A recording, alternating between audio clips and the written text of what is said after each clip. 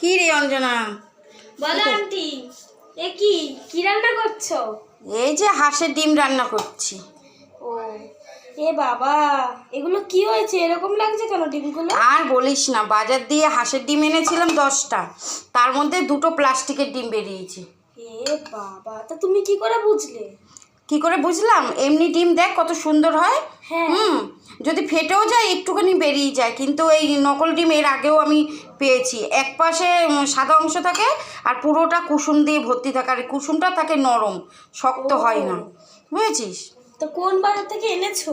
কংগ্রেসনগরের বাজার থেকে। আর বলিস না, সারা রাজ্যেই ভেজালে ভর্তি হয়ে গেছে। মানুষে যে একটু শান্তিতে ডিম ভাত খাবে তাতেও শান্তি নেই। এক একটা ডিম 13 টাকা, 26 টাকা জোড়া, তার মধ্যে 2টো ডিম এই অবস্থা। কালকে আমি বাজারে নিয়ে যাব।